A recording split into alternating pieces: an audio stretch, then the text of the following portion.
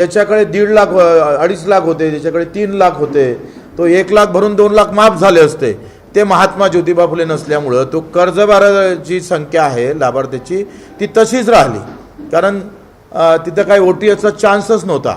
आणि त्याच्यामुळं आत्ता जे ओरड होत आहे का 2019च्या आतली म्हणजे महात्मा फुलेमधले जी थकीत कर्जदार आहे किंवा ज्यांना कर्ज माफ झालं ते पुन्हा जर थकीत झालं 21-22 मध्ये, म्हणजे 19 मध्ये माफ झालं महात्मा फुलेमध्ये, पण 21-22 मध्ये पुन्हा थकीत झालं तर सरकारनं फक्त त्याला 50,000 दिलेले आहे आणि ते OTS केलेलं आहे। म्हणजे याच्यात अधिक निवळ 50,000 दिले काय तर बिलकुल नाही, ते OTS केलेले आहे। आणि OTS केल्यामुळं काय झालं, आता 50,000 आणि कर्ज आहे 2 लाख, कर्ज आहे 4 लाख। म्हणजे लोकांना असं वाटतं का हे बँकेच्या वसुलीसाठी आहे काय? अगदी बरोबर आहे। मला असं वाटतं का ह्याच्यामध्ये दुरुस्त करणं फार गरजेचं आहे, कारण 2019चा जो कर्जदार होता तो माफ जरी झाला असेल तर 19 ते 25च्या काळात कोरोना आला, दुष्काळ आली, संकट आली शेतकऱ्यावर, आणि या कोरोनाचा काळ 3 वर्ष होता। म्हणजे 19 आपण जर पाहिलं 19 ते 25च्या काळातला काळ पूर्ण भारत देशासाठी अतिशय आव्हानात्मक होता। त्याच्यामुळे मुख्यमंत्री महोदयांना आम्ही विनंती करणार आहोत का महात्मा ज्योतिबा फुले मध्ये ज्यांना माफी झाली ते आता पुन्हा थकीत राहिले असेल तर त्यांना सुद्धा 1 ते 1.5 लाख रुपये 2 लाख रुपये याचप्रमाणे कर्जमाफी करावी, त्यांना कर्जमाफीमध्ये घ्यावं। आणि जे पूर्ण 4 लाख रुपये असेल जे OTS मध्ये आले नाही महात्मा फुलेमध्ये त्यांना सुद्धा घेतलं पाहिजे। दुसरा आहे प्रोत्साहन निधी। आता प्रोत्साहन निधीमध्ये काय गडबड झाली का 50,000 तर दिले ते कमीच आहे, आमची मागणी 1 लाखाचीच आहे, त्याच्यासाठी आम्ही भांडणारच आहोत। पण त्याच्यासोबत त्यांनी अट काय घातली का सतत 2 वर्ष जर कर्ज फेडलं असेल तर मग आम्ही तुम्हाला प्रोत्साहन निधी देऊ, म्हणजे पुन्हा मेघ घालून घेतली। आता सतत 2 वर्ष फेडल्यावर जर प्रोत्साहन निधी देत असाल तर अर्धे शेतकरी पुन्हा बिचारे त्याच्यापासून त्या प्रोत्साहन योजनेपासून दूर जाणार आहे। म्हणून कुठल्याही अट प्रोत्साहन निधीमध्ये ठेवू नये। जो जर आता जर आज जर तो नील आहे, आज जो तो रेग्युलर कर्जदार आहे त्याला ते प्रोत्साहन निधी भेटला पाहिजे, आणि तो 50,000 नाही तर तो 1 लाख भेटला पाहिजे। कारण कर्ज भरणाऱ्याच्याच मुळावर जर येत असेल, तो प्रामाणिकपणे कर्ज भरत असेल, इकून तिकून गहाण आणून लोकांचं उसने आणून जर तो कर्ज परतफेड करत असेल तर त्याच्यासोबत वाईट होता कामा नये। मी तर समोर जाऊन पलीकडे मागणी करतो आहे का आता तर 1 लाख रुपये तुम्ही द्याच, पण दरवर्षी जेथपर्यंत आम्हाला हमीभाव भेटत नाही, आमच्या शेतीमालाला जेथपर्यंत हमीभाव भेटत नाही, हमीभावात पूर्ण खरेदी होत नाही, तोपर्यंत जो रेग्युलर कर्जदार आहे त्याला 50,000 दरवर्षी त्याला आम्ही पाहतो योजना दिली पाहिजे। 15 ते 20 ते 25,000पर्यंत आपण त्याला दिलं पाहिजे। जसे आपण व्याज माफी देतो त्याला मुद्दलमध्ये सुद्धा सरकारनं भूमिका घेतली पाहिजे, ते सुद्धा आम्ही मागणी करतो आहे। नंतर आपण पाहतो का याच्यामध्ये ज्या विधवा भगिनी आत्महत्याग्रस्त महिला आहे, जे खातेदार मरण पावले, आता त्याचा वारसदार काही पैसे भरायला तयार नाही आहे, म्हणजे खातेदार मरण पावलेले आहे, ज्या विधवा भगिनी आहे, ज्या दिव्यांग शेतकरी आहे यांना सरसकट कर्जमाफी केली पाहिजे, हे सुद्धा आमची मागणी आहे।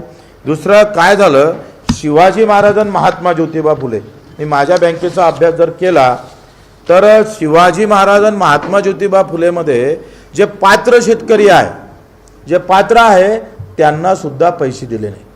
मग देवेंद्र फडणवीस साहेबांचं सरकार होतं, नंतर उद्धव साहेबांचं सरकार आलं, फडणवीस साहेबांनी शिवाजी महाराजांची योजना नावानं योजना सुरू केली, उद्धव साहेबांनी महात्मा ज्योतिबा फुलेंच्या नावानं योजना सुरू केली, आणि मग शिवाजी महाराजांमध्ये जे पात्र शेतकरी होते त्यांचे पात्र यादीमध्ये नाव आहे, त्यांना प्रोत्साहन निधीमध्ये त्यांचं नाव आहे, परंतु शिवाजी महाराजांच्या नावाचे आणि महात्मा फुलेंच्या नावांची जी योजना आहे त्यातल्या पात्र शेतकऱ्यांचे अजूनपर्यंत बँकेत पैसे जमा न झाल्यामुळं तो बोजा तच्च्या तसाच आहे।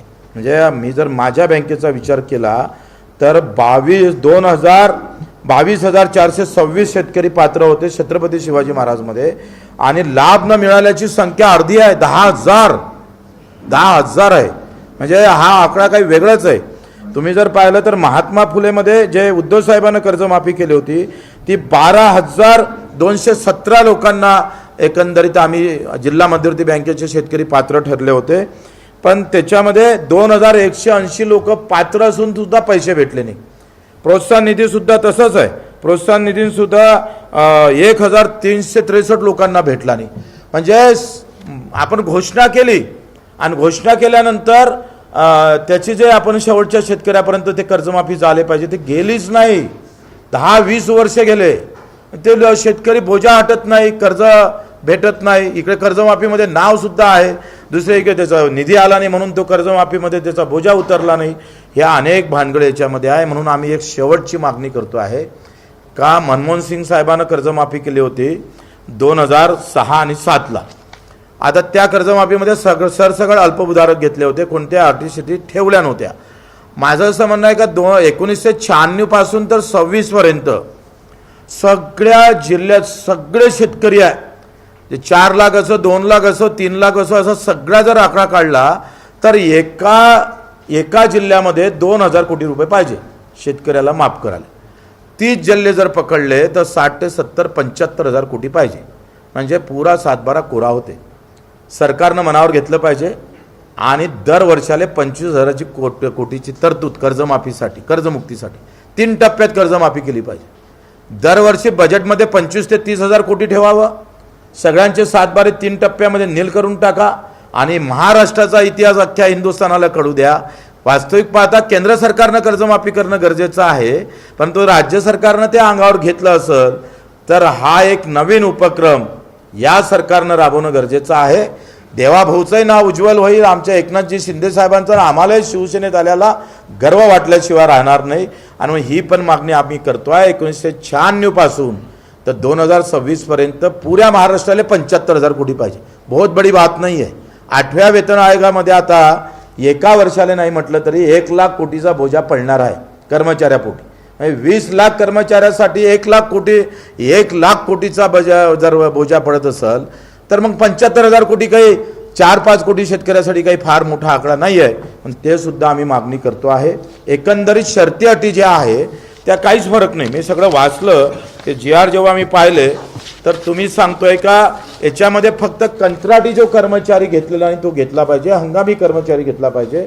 मागच्यामध्ये काय म्हणते छत्रपती शिवाजी महाराज आणि महात्मा फुलेमध्ये नगरसेवक, महानगरपालिकेचा नगरसेवक किंवा जिल्हा परिषद सदस्य हे त्याच्यात वगळले होते. आता याच्यात ते घेतले, ते वगळणं गरजेचं आहे. बाकी सगळ्या शर्ती अटी ते वाचून दाखवत मी वेळ देणार नाही, पण सगळ्या शर्ती अटी सेम टू सेम आहे, त्यात काही फरक नाही. थोडक्यात सांगायचं असलं तर OTS करताना 2019चा शेतकरी जो महात्मा फुलेमध्ये सुटला आहे तो पुन्हा कर्जबाजारी झाला, त्याला घ्यावं. प्रोत्साहन निधी 1 लाख रुपये वाढवून तो 2 वर्षाची अट रद्द करावी. तिसरं असं आहे का ज्या विधवा भगिनी आहे, ज्या आमच्या खातेदार मय्यत आहे किंवा अपंग बांधव आहे त्यांची सरसकट कर्जमाफी करावी. आणि या सगळ्यासोबतच महात्मा फुले आणि छत्रपती शिवाजी महाराज यांच्या नावानं असलेल्या कर्जमाफीमध्ये जे पात्र शेतकरी आहे त्याच्या नावानं जे कर्जमाफीचा निधी आला नाही तो तत्काळ देण्यात यावा. ह्या सगळ्या गोष्टीसाठी आम्ही एकंदरीत सरकारसोबत बोलणार आहोत, त्यांच्यासोबत आमची चर्चा होणार आहे आणि येणाऱ्या अधिवेशनमध्ये जेवढ्या ताकदीनं हा मुद्दा मांडता येईल तेवढा मांडू. अधिवेशनात जर प्रश्न सॉल्व्ह झाला नाही तर आंदोलनाची तारीख निश्चित केल्या जाईल. प्रचंड ताकदीचं आंदोलन, एक शेतकऱ्याची संवेदना, या सगळ्या कर्जमुक्तीच्या संदर्भात आम्ही घेऊ. आता तुमचे प्रश्न असेल सत्तेत आहे तुम्हाला आंदोलन करता येईल का, तर मी शिवसैनिक आहे आणि शिवसैनिक म्हणून आम्ही पाहतोय तो अधिकार आमच्या हातात जरी शिवसेनेचा झेंडा असला तरी आमच्या डोक्यात शेतकरी, मजूर, दिव्यांग आहे तो कधीही जाणार नाही, हे मात्र खरं आहे.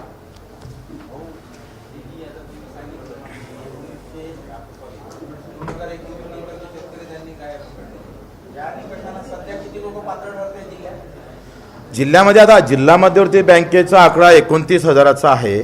असं नाही आहे का कोणा लोक म्हणतात कोणालाच भेटत नाही, असं नाही आहे. आमच्या जिल्हा मध्यवर्ती बँकेचा विचार केला तर 29,000 लोकांना, त्यापैकी 2-3 हजार कमी होईल पण बाकीच्यांना कर्जमुक्तीचा लाभ भेटल.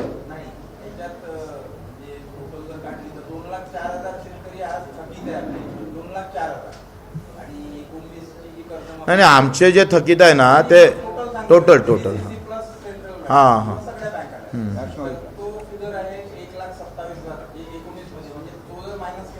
नाही लक्षात घ्या, हा फिगर तेव्हाचा नाही आहे, हा 1996 पासूनचा आहे. थकीत कर्जदाराचा फिगर आहे. माझ्याकडे जे आकडेवारी आहे ते 1996 पासून तर आत्तापर्यंत जे थकीत कर्जदार आहे ना ते 59,000 आहे. म्हणजे आमचा एकूण खातेदार आहे 1,40,000पर्यंत. त्याच्यापैकी 59,000 म्हणजे 70,000 अर्धे खातेदार आता थकीत आहे आणि त्या 1996 पासूनचं आहे.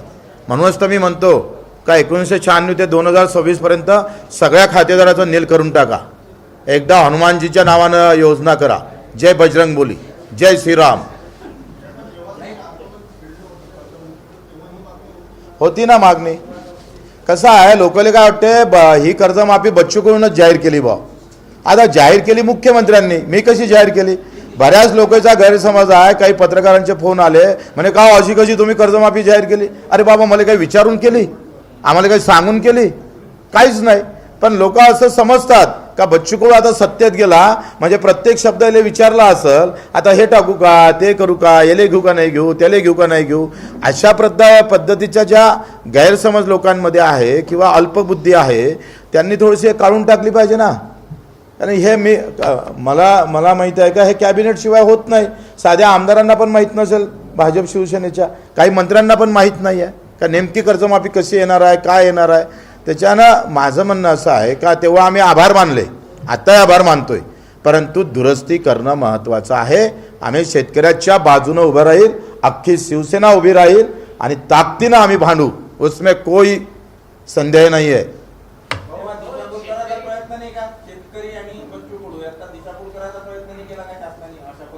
नाही दिशाभूल कसं आहे त्यांनी कर्जमाफी केली त्यांना ते सोयीचं वाटलं, पण त्याच्यातल्या काही उणीव आहे. आता परदेशी समिती नेमली होती, हे परदेशी परदेशात जाऊन हे आखणी केली हे समजत नाही. ते या देशातले आहे का नाही हाच विषय आहे. त्यांनी परदेशातल्या शेतकऱ्याच्या मुलाखती घेतल्या आणि ते त्यांनी जाहीर केलेले वाटतं आणि म्हणून ते परदेशी आहे. त्यांनी खरं तर याच्यात दुरुस्ती करणं, मी बोललो होतो, आमच्या मिटिंगा पण झाल्या, त्यांना वेळोवेळी सांगितलं. उलट आम्ही अनिष्ट तफावतचं पण बोललो आहे, जिल्हा मध्यवर्ती बँक आणि सोसायटीमधल्या असलेल्या अनिष्ट तफावत संदर्भातही बोललो.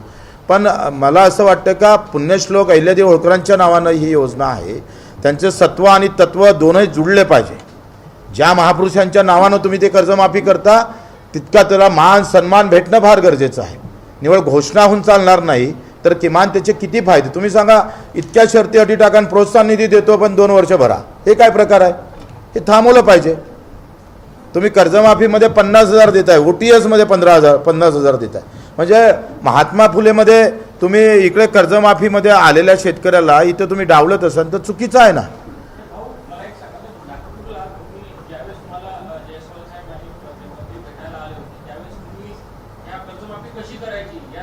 तिथं काही चर्चा झाली नाही, लक्षात घ्या. तुम्ही ऑन कॅमेरा ते बैठक झाली होती, तुम्ही ते ऐकली असन. आणि त्यानंतर आपण CM साहेबाच्या मीटिंगला गेलो, तिथे मीटिंग झाली आणि मीटिंगनंतर त्यांनी 30 जून दिली का ठीक आहे अभ्यास करायला. आम्हाला तर ते मान्य नव्हतं, पण ते मान्य ठीक आहे. सरकारचे 2 शब्द ऐकले पाहिजे आणि कुठल्याही मागणीमध्ये 100% मागण्या पूर्ण होते असं तर नाहीच आहे. बोल मानो तेरी क्या इच्छा है तथास्तु, जो मिला है वो मिल जाएगा, असं तर होऊ शकत नाही. तुमचं कसं म्हणणं आहे बटन दाबल्यावर लाईट लागलं पाहिजे.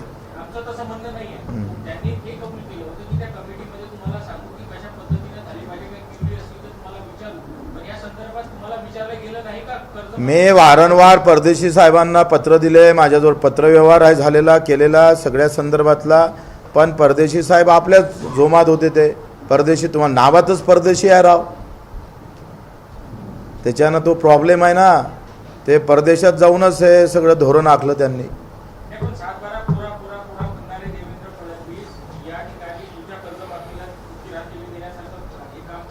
नाही असं म्हणता येणार नाही. 7-12 कोरा त्यांनी बोलले होते, त्यांनी कोरा केलाच पाहिजे, आमचाही आग्रह आहे. पण याचा अर्थ असा नाही काहीच दिलं नाही म्हणून असं म्हणता येणार नाही. आमच्याच मध्यवर्ती बँकेचे 4 वेळा कोरा म्हटला म्हणूनच तर आम्ही आंदोलन केलं ना. नाही असं म्हणत नाही, असं चुकीचं आहे. आता 2 लाख पर्यंत असणाऱ्या शेतकऱ्याची आमच्या इथं 29,000पैकी 20,000 शेतकरी आहे, त्यांचा कोरा होणार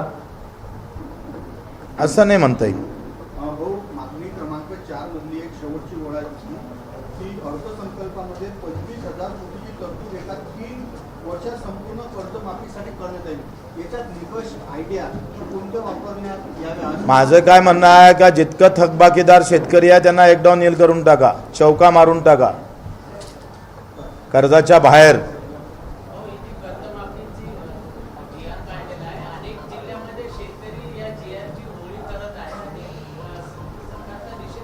कसं आहे ते प्रत्येकाला स्वातंत्र्य आहे. त्यांनी होळी करावं का त्यांनी पूजा करावं का त्याची मिरवणूक काढावं हा आपला विषय आहे.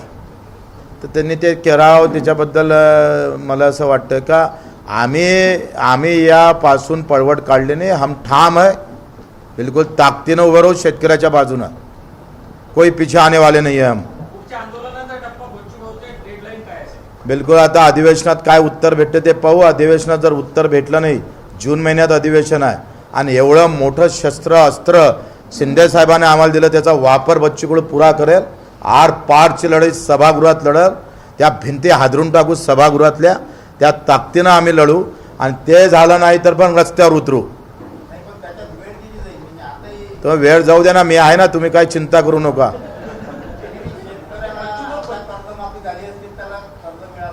आता झाली असती तर नसती तर याच्यावर जाऊ नये. क्या करना है वो सोचना पड़ेगा हमको.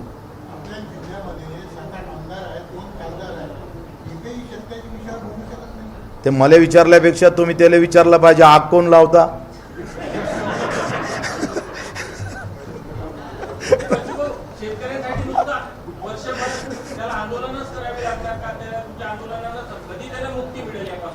अरे आंदोलन हा जिवंतपणा है, लक्षात घ्या. अगर जो मर्द है और लड़ते हैं वही तो भारत को जिंदा रखते हैं यार.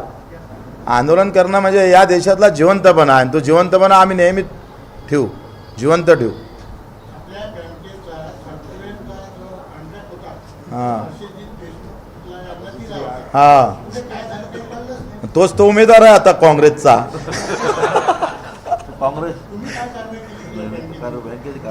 बँकेची कारवाई आम्ही मला वाटतं उपाध्यक्षाला माहित असेल ह्या बाबतीत. हे बारीक त्यांचं नॉलेज चांगलं आहे. तो जुना करार आहे की आजचा करार नाही आहे. आम्ही सत्तेत आल्यावर करार नाही आहे. तो ज्यावेळेस सन्माननीय बबलूभाऊ देशमुख या बँकेचे अध्यक्ष होते, ज्या जिल्हा काँग्रेसचे अध्यक्ष आहे त्यावेळेचा करार आहे आणि तो काही मालक स्वतः नाही आहे. तो तिच्यातला वर्किंग पार्टनर आहे.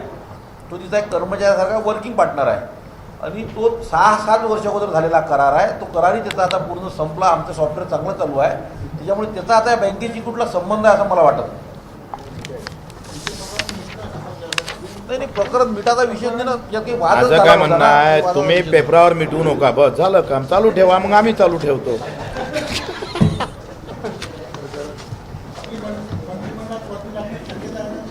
अरे शिवसैनिक म्हणून मोठी वर्णी आमची लागलेली आहे आणि शिवसैनिक असण्यावर मंत्री असणं हे आमच्यासाठी काही गौण आहे. हम ऐसे लढेंगे, मंत्री भी देखते रहेंगे. आता आम्ही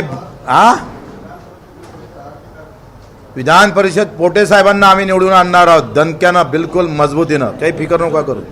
जरी आमच्या विरोधात भाजपा अर्धी असन ह्या राज्य जिल्ह्यातली, तरी पोटे साहेबांना निवडून आणण्याची जबाबदारी आम्ही स्वीकारली आहे, सुपारी घेतली आहे.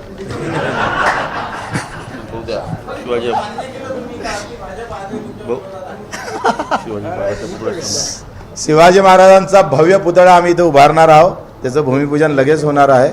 छत्रपती शिवरायानं काय म्हटलं होतं तुम्हाला माहीत आहे, सगळ्यांना पोटाशी लावावे, उपाशी राहता कामा नये. हिंदू मुसलमान की बात नाही, आम लोगों की बात आहे. आणि त्या शिवरायांचा पुतळा आम्ही इथं उभारणार आहोत. बँकेतच नाही तर दुसरी बँकेत आमची हा दादा बँकेपर्यंतच आहे सध्या. महानगरपालिका आल्यावर मग उभारू कुठं उभारायचं आहे.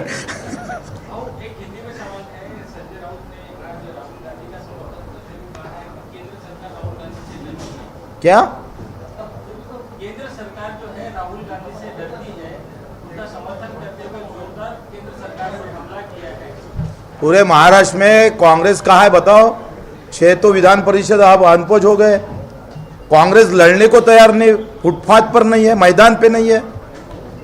तो कहाँ केंद्र की बात कर रहे हैं. महाराष्ट्र के अंदर कांग्रेस कहाँ है.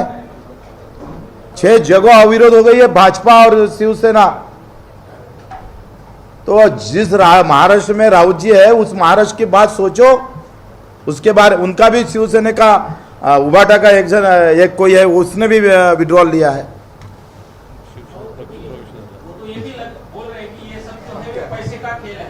तो तुम भी पैसे का खेल है, तो भाई हम आपको कम होंगे तो हम भेज देंगे, आपको कितने होना तो बता दो।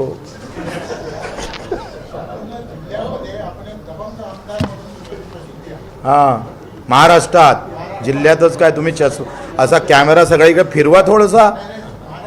हां, कायचं त्याच्यात कोण आवाज नाही उठवला? विनाकारण आवाज उठवते आजकाल लोक, कारण नसताना उठत होते। त्यांच्या सगळ्या 380 त्याच्यात हिंदू मुलींवर अत्याचार झाला असं सांगितलं गेलं। जे काही आहे त्याला तर चिरफाड केला पाहिजे, चौरंगा केला पाहिजे। ज्या पुट्ट्यानं हे केलं त्याचा चौकात येऊन छत्रपती शिवरायसारखा चौरंगा केला पाहिजे। पण मला असं आहे का कोणतंही प्रकरण तुम्ही धर्मावर नेऊ नका। आखरी मुलींची बदनामी होतं ना। आता अचलपुरात येताना लोक मुली पाहताना विचार करतं का बाबा हे त्याच्यात तर नाही आहे, म्हणजे मोठी अडचण होतं। असं होऊ नये। जे काही वक्तव्य करत असेल त्याचा आम्ही पाहतो दुष्परिणाम समाजावर माध्यमावर पडत असेल, गावावर पडत असेल तर ते चुकीचं आहे। मग भाजपने जे त्याला हवा दिलेली आहे हे चुकीचं केलं का? आता तुम्हीच सांगितलं 10 डाव का हे चूक आहे। तुम्ही आता हे चुकीचं दिसतं आहे का? कारण नसताना आपण हिंदू मुली असं केलं तर त्याच्यामुळं बदनाम तर हिंदू मुली झाल्या ना, लक्षात घ्या ना। तुम्हाला काय झालं, तुम्ही पत्रकार, काही लोक 24 तास पत्रकारिता डोक्यात असते। थोडंसं त्या प्रकरणामध्ये आपण देश म्हणून पाहिलं पाहिजे, समाज म्हणून पाहिलं पाहिजे, हे पण महत्त्वाचं आहे ना। आता तिथं आग लावायचं तुम्ही करत असाल तर काय कसं होणार आहे? कोणी असो, नेता असो का पत्रकार असो, आग बुझण्याची। पत्रकार कधी आग लावत नाही। वा वा, पत्रकाराला जर आग चिंता भेटला तर त्याचा आम्ही तुम्ही सांगतो, तुम्ही फक्त एवढा इस्तो दिसला पाहिजे, त्याची जर आग जर केली नाही तर मी असे कित्येक उदाहरण सांगतो।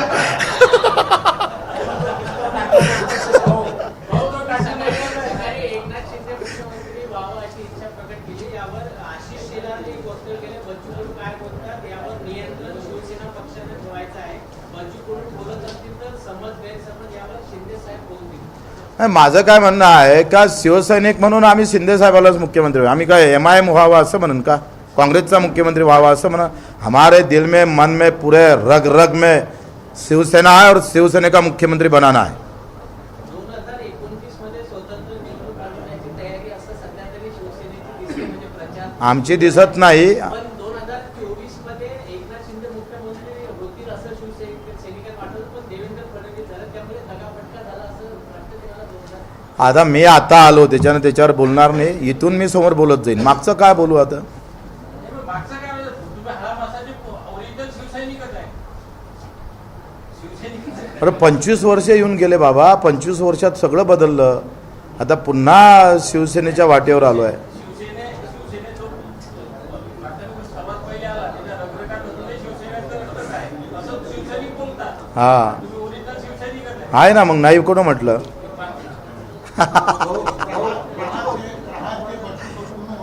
हा,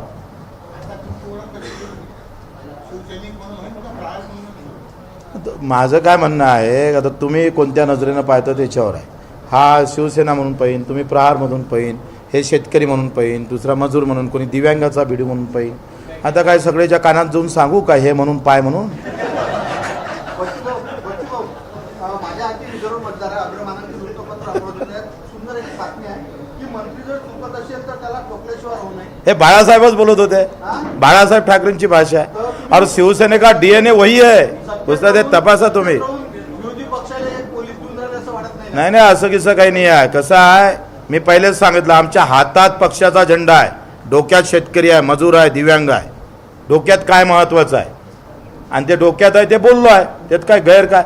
पण ते मंत्री नावाचा तिथं दुसरा माणूस आहे, मंत्री नाही आहे तो मंत्री तिथं नावाचा आम्हाला तिकडे त्रास देत होता शिवसैनिकांना, त्या मंत्र्याबद्दल बोलला आहे। तो आडनावानं मंत्री आहे, तुम्ही भल कोणताच मंत्री घेतला।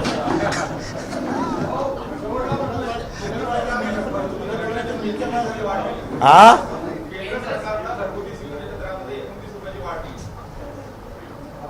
मला वाटतं स्वागत करणार नाही पण दुरुस्ती करावी।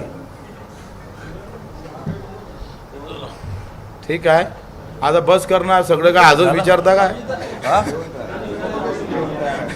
तुम्ही हा चला एक मिनिट.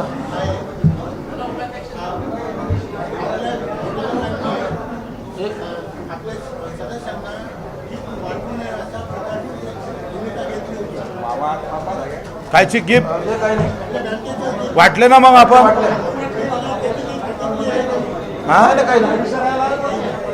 सर्व पत्रकार महोदय तिथं आलात आणि तुम्हाला एक अजून माहिती देतो की पश्चिम भाऊंनी जे पत्रकार परिषद घेतली कर्जमाफी संदर्भात, त्यामध्ये सर्वात प्रथम त्यांनी मुख्यमंत्री महोदयांचे शिंदे साहेबांचे आभार मानले आणि या अधिवेशनानंतर ही शेतकऱ्यांना कर्जमाफी दिली त्याच्यासाठी आमच्या संचालक मंडळाने, आमच्या सर्व 11 लोकांच्या संचालक मंडळाने असं ठरवलं आहे की छत्रपती शिवाजी महाराजांचा भव्य दिव्य पुतळा उभारायचा आणि त्याच्या उद्घाटन आणि त्याच्या सत्कारासाठी इथं शिंदे साहेबांना, माननीय मुख्यमंत्री महोदयांना आणि दोन्ही उपमुख्यमंत्र्यांना इथे आमंत्रित करून त्यांनी जी शेतकऱ्याची कर्जमाफी जाहीर केली त्याच्यासाठी त्यांचा आमच्या बँकेच्या वतीनं सत्कार घ्यावा व छत्रपती शिवाजी महाराजांच्या पुतळ्याचं उद्घाटन घ्यावं अशी आमच्या बँकेची मानस आहे, जेणेकरून शेतकऱ्यांना अजूनही काही न्याय देण्याचं काम पश्चिमोच्या माध्यमातून आणि काही मागण्या शेतकऱ्यांच्या त्यांच्यापर्यंत मांडता आल्या पाहिजे यासाठी आम्ही हा कार्यक्रम घेणार आहोत. 1-2-3 महिने लागतील आणि कारण की अजून बच्चूभाऊचं अधिवेशन झाल्यानंतर ज्या काही दुरुस्त्या बच्चूभाऊंनी सुचवल्या आहे त्या आल्यानंतर आणि 2-3 महिने आम्हाला काम करायला सुद्धा लागणार आहे. या 2-3 महिन्याच्यात आमचा काम त्यांचे आभार मानासाठी सरकारचे आभार मानायचे. शिर्डे तिला काही बँक काय करायचं छत्रपती शिवाजी महाराजांसाठी या बँकेत आणि शेतकऱ्यांच्या बँकेत काहीच कमी नाही आणि सर्व पत्रकारांना भोजनाची व्यवस्था केली. आपण सर्वांनी भोजन करून जावं ही आमच्यातर्फे तुम्हाला सर्वांना विनंती. जेवण करून जा. अरे पत्रकार बंधू जेवण करून जावं सगळ्यांनी. तुम्हाला